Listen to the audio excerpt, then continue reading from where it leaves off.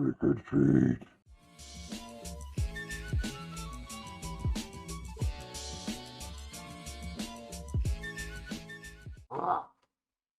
Let's see. Greetings. My name is Brian. Welcome to KillCo Whiskey Musings. Hi. It is the week of Halloween. This is going to be spooky. No, it isn't. It's actually a treat for myself. Because this is a whiskey that I haven't had in quite a while. And it's very hard to get, and most people can't get their hands on it. And it's one of the ones I really like. The H. Taylor Small Batch. I was going to attempt to trick myself, but I realized I do that all the time because my mental health issues make it impossible for me to find anything in my own apartment. Look at her. I'm not going to pretend I don't get angry at the fact that this is so hard to find. It's so expensive. But every time I do get a bottle, I'm very grateful to the whiskey community who often help me find it. Specifically, this was donated at a charity event by Irene Tan, aka Whiskey Mentors. If you haven't checked out her website, do it. Do it now. No, wait. Do it after this video. I have a wonderful story I'm going to relate to you before I actually dig into this. But first, let's get off this top. Oh, no. Oh, beauty. Oh. Oh, yeah, that's a treat, all right. Story time. I was in the Whiskey Vault. Yes, I can get in the Whiskey Vault. I'm a whiskey som, and I was there recently in Texas, in Austin, and there was an incident that involved one of these. Actually, one of these is what I officially saw, but the bottle was in there. While I was in the Whiskey Vault, I was asked to pour some E.H. Taylor, and since I'm a som, that is what I'm doing in there most of the time with other people around asking to drink things. This was on the third shelf of a corner cabinet, which has many delightful little things in there, but it was on the third shelf, so I went to grab it, and I reached up to do so, and when I did, the shelf, or at least a peg that was holding the shelf in place, decided to break. So the whole shelf kind of went, and the number of bottles that were up there slid in my general direction. My reaction was quick, but I did actually nick my finger, and I can officially say I have bled for the vault and saving bottles. But I caught it. Stopped the other ones from moving, and thankfully there were at least 3 or 4 other people around me who were taller and managed to get the bottles and put them down and take away that broken shelf. So that has added a whole new layer of excitement to my already fond memories of enjoying E.H. Taylor. If you'd like to see the video I did originally, it was almost 3 years ago. Link up there if you want to be scared, because it's when I didn't wax my mustache and had long hair. It's terrifying.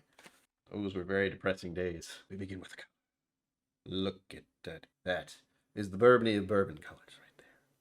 Divine, amber, liquid, fruit of the gods. It's not fruit. Grain of the gods? Yeah. There are a few grains. And it gets kind of complicated. Stop it. Things to note, this is E.H. Taylor Bottle and Bond, which means it's 50. Things to note, this is a bottle and bond whiskey, so it is at 50%. And this is a Buffalo Trace product, which means it's ridiculously hard to find or purchase. And the secondary market has a blast with these, which is why it's so frustrating that I like Buffalo Trace products. I almost wish I didn't. But when I do get a bottle, it's so good. Onto the nose. Ooh. Touch of apple, brown sugar, dirt, what? Like a dusty road.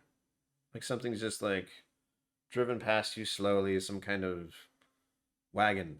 So there's a smell of wood and it's been dry. So there's this earthiness getting tossed into the air as it goes by. Wow, this is vivid. Oh man, there's that cherry note though. Oh yeah. And vanilla. Oh my god, I am starting to salivate. I really like this bourbon. I'm not kidding. It's getting hard to talk. Yep, and a little bit of an apple note that I got initially surprised me. Oh, how I've missed you. All right, I'm not going to wait any longer because I already know I like this. The nose is spot on for bourbon. It's not overpowering. It's light. I wouldn't know what the proof is on the nose. Yeah, there's no hint of alcohol fumes of any sort. With that said, on to the palate. Oh. Yep. It's not sweet, as I would expect. What a lovely first sip. I should admit, Since I did pull that E.H. Taylor bottle down, of course I had some when I was in the vault. It's very important that I did, really.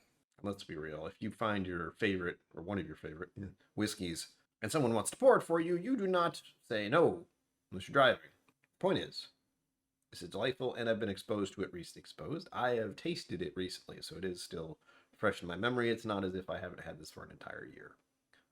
2 years, almost 3 years. Forgot.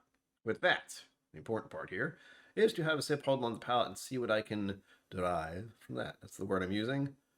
I don't know why. It sounds better than taste.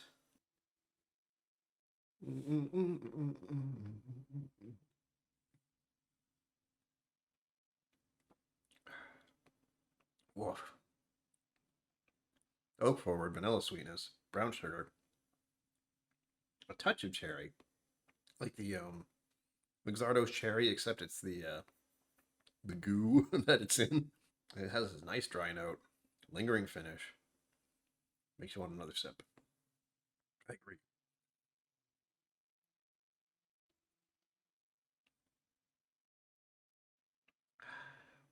So good. Nice spice. Just a little tingle.